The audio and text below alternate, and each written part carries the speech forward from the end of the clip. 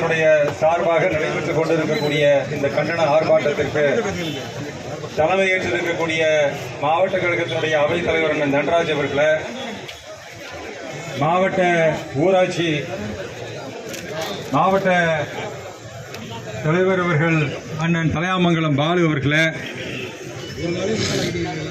மாவட்ட கழகத்தினுடைய நிர்வாகிகளே, சார்பணியினுடைய நிர்வாகிகளே, ஒன்றிய கழகத்தினுடைய செயலாளர்களே, நகர கழகத்தினுடைய செயலாளர்களே மற்றும் கழக தோழர்களே, உங்கள் அனைவருக்கும் எனது நன்றி கலந்த வணக்கத்தினை தெரிவித்துக் கொண்டு,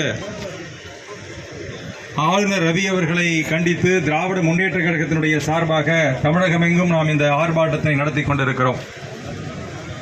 புத்தாண்டின் துவக்கத்தில் சட்டமன்ற கூட்டத்தொடர் தொடங்கும் பொழுது ஆளுநர் உரை என்பது இந்திய அரசியலமைப்பு சட்டத்தில் இருக்கக்கூடிய விதி. தமிழ்தாய் வாழ்த்து தொடங்கி தேசிய கீதத்தில் முடிப்பதுதான் பல ஆண்டு காலமாக இருக்கக்கூடிய மரபு. ஆனால் ஆளுநர் ரவி அவர்கள் தேசிய கீதத்திற்கு வக்காலத்து வாங்கி கொண்டு இன்று தமிழ்தாய் வாழ்த்தினை புறக்கணித்திருக்கிறார்கள். இதனை கண்டிக்கக்கூடிய வகையிலே தான் நாம் இன்றைய தினம் இந்த ஆர்ப்பாட்டத்தினை நடத்தி கொண்டிருக்கிறோம். ஆளுநர் ரவி அவர்கள் பல ஆண்டு காலமாக சட்டமன்றத்தினை புறக்கணித்து வருகிறார்கள்.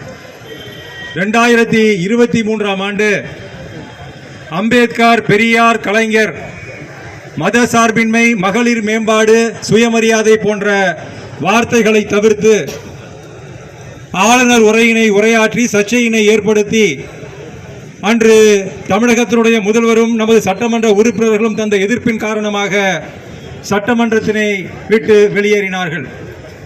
அதனைத் தொடர்ந்து 2024ஆம் ஆண்டு தமிழ்தாய் வாழ்த்து முதலில் பாடப்படுகிறது, தேசிய கீதம் முதலில் பாடப்படவில்லை என்ற சர்ச்சையினை ஏற்படுத்தி அன்றும் ஆளுநர் உரை புறக்கணிக்கப்பட்டது.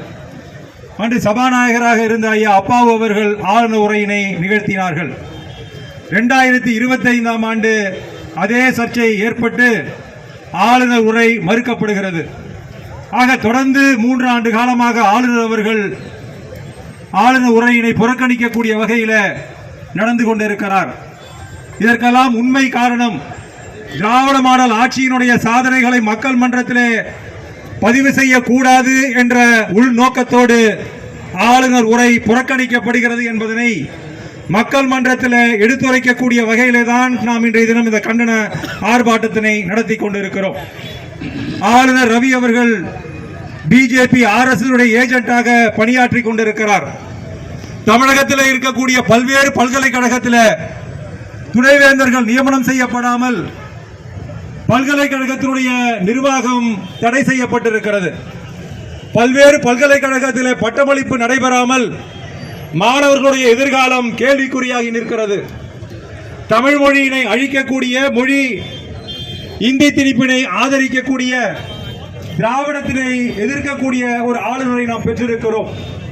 ஆக அந்த வகையில் சுருக்கமாக சொல்ல வேண்டும் என்றால் ஒன்றிய அரசினுடைய கை பாவையாக RN ரவி அவர்கள் செயல்பட்டுக் கொண்டிருக்கிறார் என்பதுதான் யதார்த்தமான உண்மை. ஒன்றிய அரசினை பொறுத்தவரையில் தமிழ் மொழியினை தமிழ் அழிக்கக்கூடிய தொடர் முயற்சியில் அவர்கள் ஈடுபட்டு வருகிறார்கள்.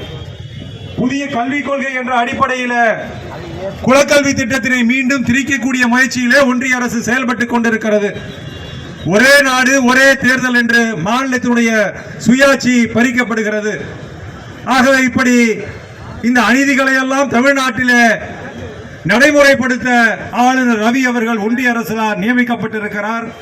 ஆகவே ஆளுநர் ரவி அவர்களை நாம் வீட்டுக்கு அனுப்பக்கூடிய வகையில் இந்த கண்டன ஆர்ப்பாட்டத்தை நடத்தி கொண்டிருக்கிறோம்.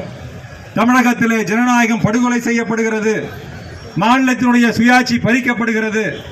ஆகவே ஆளுநர் ரவி அவர்களை வீட்டுக்கு அனுப்பக்கூடிய வகையில் இந்த போராட்டம் தொடரும் என்ற கண்டனத்தினை பதிவு செய்து ஆளுநர் ரவி அவர்களை வீட்டுக்கு அனுப்பக்கூடிய முயற்சியிலே நாம் எல்லாம் ஒன்றுபடுவோம் என்று எடுத்து கூறி கழக மாணவணி சார்பாக என்னென்ன கண்டனத்தினை பதிவு செய்து விடைபெறுகின்றேன். நன்றி, வணக்கம்.